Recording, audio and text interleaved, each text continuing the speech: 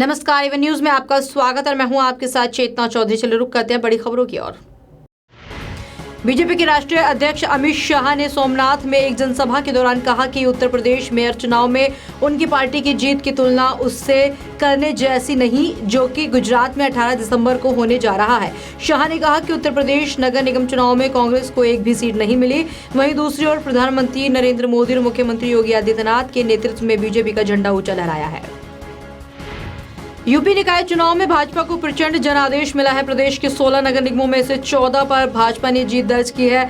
वहीं 2 नगर निगमों अलीगढ़ और मेरठ में बसपा ने परचम लहराया। इन चुनाव से आम आदमी पार्टी ने भी यूपी में दस्तक दे दी है। प्रदेश में कई जगह आप उम्मीदवारों ने जीत दर्ज की है।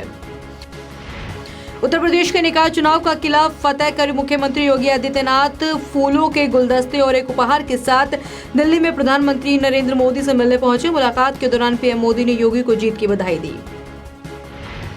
चीन के प्रभुत्व वाले सुरक्षा समूह शंघाई सहयोग संगठन के सम्मेलन में भाग लेने पहुंची सुषमा स्वराज ने कहा है कि भारत आतंकवाद के सभी प्रकारों की कड़ी निंदा करता है। उन्होंने कहा कि इस बैठक का भारत के लिए विशेष महत्व है क्योंकि भारत के एससीओ का पूर्ण सदस्य बनने के बाद ये परिषद की पहली बैठक है।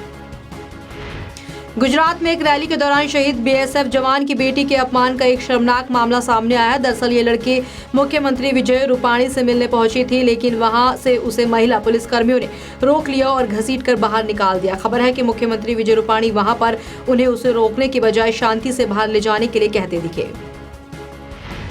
यूपी नगर निकाय चुनाव में भाजपा को भारी जीत के बीच सहारनपुर के नूर बस्ती से निर्दलीय उम्मीदवार शबाना ने ईवीएम पर सवाल उठाते हुए कहा है कि मैंने और मेरे परिवार ने तो मुझे वोट दिया था, तो फिर मुझे 0 वोट कैसे मिले। शबाना के अलावा एक और उम्मीदवार ने दावा किया है कि उनको कम से कम 900 वोट मिलने चाहिए थे, जिसमें से 300 वोट तो परिवार और रिश्तेदारों के हैं।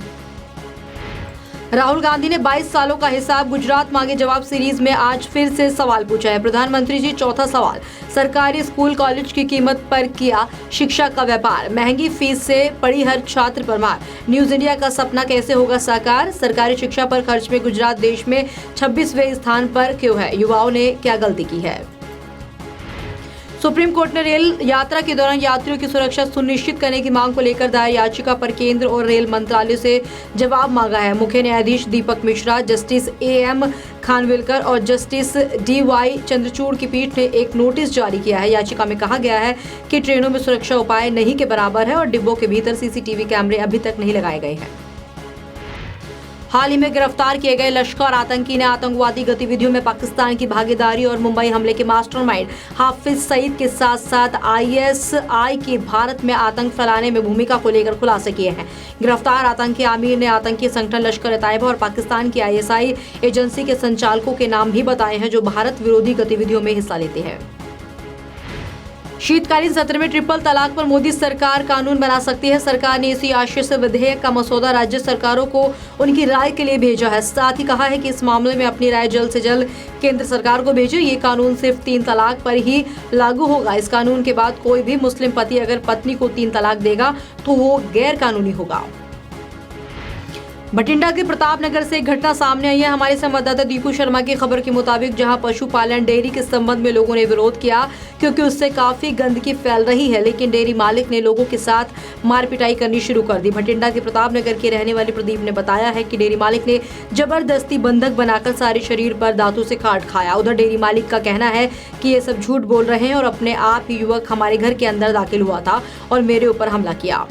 बिल्कुल झूठा वीर जी, मार पिटाई की है। देखो उन्होंने मेरे मुंडिया के जूड़े पट्टे ने, वो मेरे मुंडिया के झूठा इल्जाम लाते हैं कि ये साढ़े बार पत्थर मारते हैं। वो सानू पत्थर चक के दिखाने जो साड़ी पहला लड़ाई हुई सी उन्होंने ये गल कही सी कि तुसीं अपने बार कैमरे लवाओ, जो भी पत्थर मारदा उन्होंने फड़ो।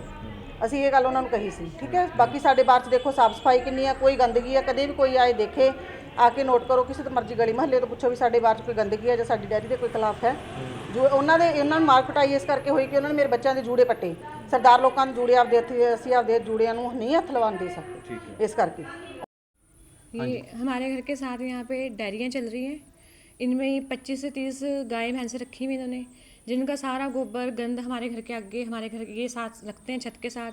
तो हम इनसे काफ़ी परेशान हैं। कई बार मोहल्ले वालों ने मिलकर इनके खिलाफ डायरी कंप्लेंट भी की है। तो इनकी रंजिश है कि शायद वो हम ही कर रहे हैं अकेले, लेकिन उसमें पूरा मोहल्ला इन्वॉल्व है। तो ये हमसे रंजिश रखने लग गए हैं। अगर हम इन्हें कहते हैं कि गोबर हटा लो, हमें स्मेल आती है, ये मच्छर आ रहे हैं, ये बीमारियाँ आ रही हैं, बच्चे बीमार हो रहे हैं, तो ही हमसे लड़ाई झगड़ा करते हैं। ਅਸੀਂ ਕੋਈ ਕਿਡਨੈਪ ਨਹੀਂ ਕੀਤਾ, ਕੋਈ ਉਹਨੂੰ ਚੱਕ ਕੇ ਲੈ ਕੇ ਜੇ ਸਾਨੂੰ ਮੈਨੂੰ ਮਾਰਿਆ ਜਦੋਂ ਉਹਨਾਂ ਨੇ ਮੈਨੂੰ ਮਾਰਿਆ ਤੇ ਮੇਰੇ ਮੁੰਡਿਆਂ ਨੇ ਆ ਕੇ ਮੈਨੂੰ ਫੜ ਲਿਆ, ਮੈਨੂੰ ਬਚਾਇਆ, ਬਚਾਉਣ ਦੀ ਕੋਸ਼ਿਸ਼ ਵਿੱਚ ਉਹਨੂੰ ਬਾਲੀ ਨੂੰ ਪ੍ਰਦੀਪ ਬਾਲੀ ਨੂੰ ਉਹਨਾਂ ਨੇ ਮੇਰੇ ਮੁੰਡਿਆਂ ਨੇ ਕੁੱਟਿਆ, ਕੁੱਟ ਕੇ ਉਹ ਮੈਸੇਜ ਉਹਨੂੰ ਬੇਸਵਰਤੀ ਦੇ ਵਿੱਚ ਉਹ ਅੰਦਰ ਚਲਾ ਗਿਆ ਸਾਡੇ ਇਸ ਜਾ ਕੇ ਤੇ ਸਾਡੀ ਮੇਰੀ ਨੂੰਹ ਦੇ ਲੱਤਾਂ ਮਾਰੀਆਂ ਉਹਨੇ ਢੱਡੇ ਦੇ ਵਿੱਚ, ਨਾਲੇ ਉਹਨੇ ਮੇਰਾ ਸ੍ਰੀ ਸਾਹਿਬ ਲਾ ਕੇ ਲੈ ਗਏ ਤੇ ਨਾਲੇ ਮੇਰੇ ਜੁੰਡੇ ਪੱਟੇ ਉਹਨਾਂ ਨੇ ਤੇ ਉਸ ਤੋਂ ਬਾਅਦ ਮੇਰੇ ਅੰਦਰ ਜਾ ਕੇ ਬੌਂਦਲੇ ਤੇ ਮੇਰੀ ਨੂੰਹ ਦੇ ਜਾ ਕੇ ਢੱਡੇ 'ਚ ਲੱਤਾਂ ਮਾਰੀਆਂ, ਇਹਨਾਂ ਨਾਲ ਥੁਪਾਈ ਹੋ ਗਿਆ।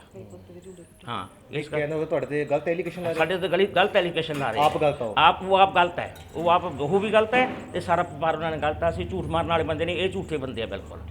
ਵਾਲੇ ਜੀ ਮੇਰੇ ਪਿਤਾ ਦਾ ਨਾਮ ਅਨਿਲ ਵਾਲੀ ਹੈ ਜੀ।